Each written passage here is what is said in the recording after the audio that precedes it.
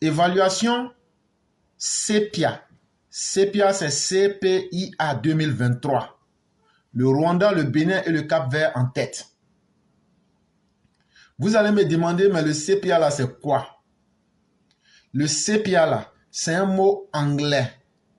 Ça veut dire Country Policy and Institutional Assessment.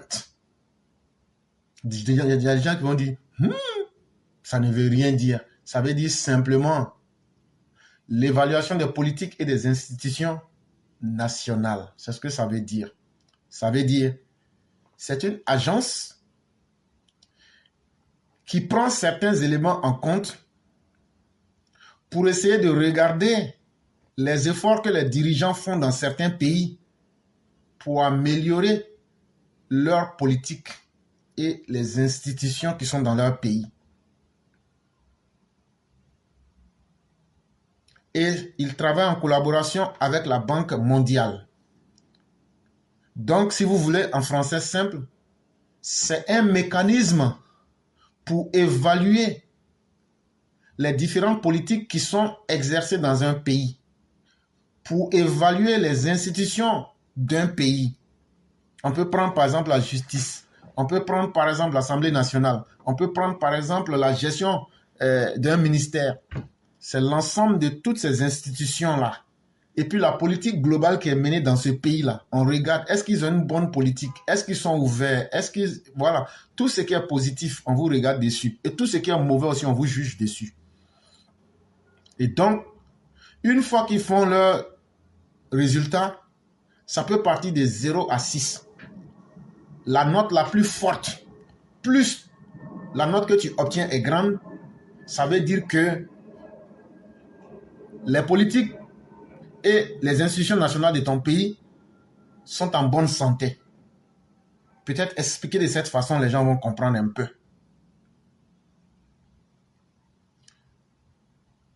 En 2023, certains pays subsahariens ont montré des signes de progrès dans l'évolution de leur politique et institutions. Cela est notamment dû aux réformes selon la Banque mondiale. Donc, le CEPIA dit qu'en 2023, puisqu'on est encore en 2024, on ne peut pas encore classer les pays. Donc, c'est pour 2023 l'on peut avoir. Ils disent qu'en 2023, du début de 2023 jusqu'à la fin, quand ils ont évalué les politiques dans beaucoup de pays africains, les pays africains qui sont en bas du Sahara, ils ont vu qu'il y a des signes d'amélioration, il y a des signes de progrès dans certains pays. On demande, mais comment vous avez fait pour savoir ça? Ils disent, on a pris les informations de la Banque mondiale. On a croisé ces informations-là et c'est ça qui nous a permis de voir qu'il y a des réformes qui sont effectuées, il y a des changements qui sont faits dans ces pays et ça a une bonne évaluation, ça a un bon impact sur la vie politique et sur les institutions. Le dernier rapport de la Banque mondiale place le Rwanda, le Bénin et le Cap-Vert en tête des pays d'Afrique subsaharienne pour la qualité de leur politique et institutions nationales en 2023. Donc, en 2023, les pays en Afrique subsaharienne qui sont les mieux classés, qui ont connu une belle évolution, qui ont connu des progrès pour améliorer leur politique et leurs institutions, parce que tout ça, ça a un impact sur la vie des citoyens et ça aide les citoyens à mieux vivre et à évoluer et surtout à se sentir protégés dans un environnement qui leur donne confiance en ce monde. C'est pourquoi il faut faire des politiques, il faut les adapter, les améliorer. Et donc, en 2023, là, le premier pays africain, qui est le premier pays, c'est le Rwanda. Le Rwanda a une note de 4,1 sur 6. Après le Rwanda, c'est le Bénin et puis le Cap-Vert. Eux, ils sont deuxième ex aequo avec 3,9 sur 6. Après, maintenant, il y a le Kenya et puis la Côte d'Ivoire qui sont troisième ex aequo. Ils ont chacun 3,8 sur 5. Dans eux-mêmes, leur classement, eux, ils ont pris pays par pays. Par exemple, le Bénin et puis le Cap-Vert, ils ont mis Bénin 3,9 sur 6. Cap-Vert est 3,9 sur 6. Moi, je ne suis pas d'accord avec ça. Moi, je ne suis pas d'accord avec ça. Moi, je serais d'accord que le Rwanda soit premier avec 4,1 sur 6. Je suis d'accord avec ça. Mais Bénin et puis Cap-Vert, là, ils ont la même note. Donc, on ne peut pas dire Bénin est deuxième, Cap-Vert est troisième. Et puis maintenant, Kenya est quatrième, puis Côte d'Ivoire est cinquième. Moi, je ne suis pas d'accord avec ça. Moi, je serais d'accord qu'on me dise que, puisqu'ils ont les mêmes notes, ils sont ex aequo. Donc, la Côte d'Ivoire, je ne suis pas d'accord avec ce classement. Je suis heureux que la Côte d'Ivoire fasse partie, mais la Côte d'Ivoire n'est pas cinquième. Le Kenya n'est pas cinquième. Ils sont troisième ex aequo. Et ça, c'est important. Quand j'ai pris la note et que je l'ai lue, j'ai dit non, moi, je ne peux pas accepter ça. Quand quelqu'un est premier, là, il faut lui donner son rang de premier. Mais le Bénin et le Cap-Vert ont la même note de 3,9 sur 6. Mais ils sont deuxième ex aequo. Maintenant, le Kenya et la Côte d'Ivoire ont chacun 3,8 sur 6. Donc, ils sont troisième ex aequo. Donc, contrairement à l'article, je dis pour moi, la Côte d'Ivoire est troisième, autant que le Kenya.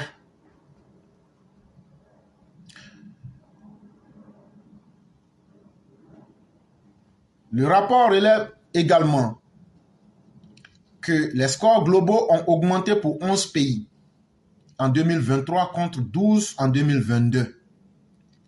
Parmi ces pays, 10 ont vu leur score augmenter de 0,1 point. Il s'agit du Bénin, du Burundi, des Comores, de la Côte d'Ivoire, de la République démocratique du Congo, de la Guinée-Bissau, du Congo, du Soudan, du Sud, de la Somalie et du Togo. Ils disent encore en 2023, il y a 11 pays là qui ont fait encore mieux. Eux, ils ont augmenté même leur point de 0,1. Et ils ont cité des pays comme le Bénin, le Burundi, les Comores, la Côte d'Ivoire, la RDC, la Guinée-Bissau, le Congo, etc., le Soudan du Sud, la Somalie et le Togo. La Mauritanie, quant à elle, a enregistré une hausse de 0,2 points. Par contre, 5 pays, dont le Burkina Faso et l'Éthiopie, ont vu leur score diminuer de 0,1 point, tandis que celui du Soudan a baissé de 0,2 points. Et comme il y aura toujours des personnes qui veulent aller pactiser avec le diable, pendant que les autres sont en train d'évoluer, d'autres sont en train de chercher. Même hier, on a vu le cadavre de 2 avocats au Burkina Faso. C'est encore Ibrahim, le croque-mort, qui les a livrés à la mort. Le thanatopraticien, Ibrahim. Il a livré ces gars-là à la mort.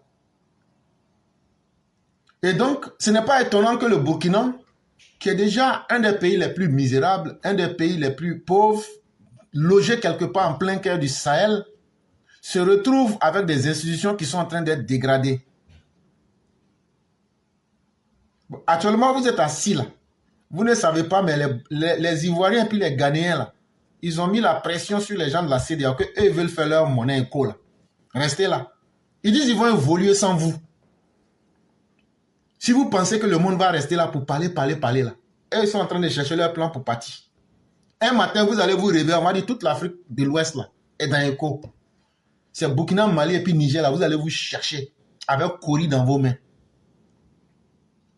Donc, tout naturellement, comme ça avec beaucoup de joie qu'ils ont accueilli le coup d'État au Burkina malheureusement, ça fait aujourd'hui que donc le Burkina, la qualité des institutions et les politiques qui sont mises en place ne font que baisser de jour en jour.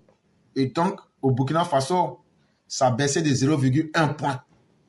Au Soudan même, là, eux-mêmes encore, c'est un autre cas, ils ont baissé jusqu'à de 0,2 points. Malgré ces variations, la moyenne globale des scores CEPIA pour l'Afrique subsaharienne est restée stable à 3,1, égalant les 2 précédentes années. Cette stabilité explique par des réformes politiques sociales et une amélioration crédible de la politique budgétaire et des dispositions institutionnelles favorisant la stabilité économique. Et donc, en majeure partie, ce qui fait que des institutions et des pays s'en sortent avec une bonne gestion politique et une santé et une stabilité des réformes sociales, c'est l'ensemble des politiques qui sont liées aux politiques budgétaires. Comment on gère l'argent public?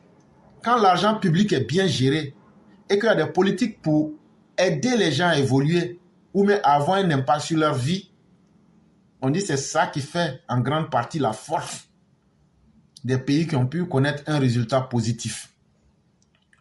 L'Afrique subsaharienne continue de connaître des défis majeurs en matière de gouvernance, d'instabilité politique, de dépendance économique et de pauvreté. Sur le plan sécuritaire, les conflits et le terrorisme, l'insécurité alimentaire et les déplacements des populations demeurent un problème critique, menaçant la stabilité économique de nombreux pays. Ils disent donc, c'est vrai que les 2 dernières années, les chiffres sont stables, mais il faut toujours mettre en tête qu'en Afrique de l'Ouest, on a encore beaucoup de défis à relever. Par exemple, il y a l'instabilité politique, on a le djihadisme, on a nos économies qui dépendent fortement de l'extérieur et donc on a aussi la pauvreté qui est vraiment une réalité.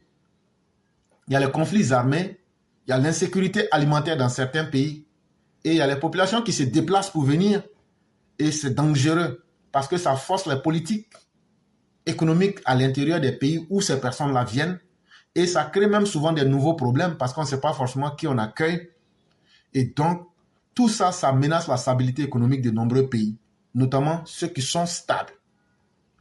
Pour Andrew Dabalen, économiste en chef de la Banque mondiale pour l'Afrique, la CEPIA offre une opportunité d'identifier les domaines de faiblesse relative et d'engager un dialogue autour des réformes politiques qui peuvent produire de meilleurs résultats en matière de développement. Et donc, quand ils ont fait ce rapport-là, ils ont pris le soin de dire aussi à chaque pays ce qui fait que ça ne marche pas. Pourquoi vous n'avez pas pu avoir 6 sur 6? Et donc, il y a ces rapports-là aussi qui existent. Chaque pays peut aller voir les points faibles en son sein et essayer de s'adapter pour essayer de trouver le juste milieu pour évoluer. Mais je le dis, c'est surtout une question de volonté. Et la volonté, il n'y a pas une école pour l'enseigner. La volonté, elle est naturelle.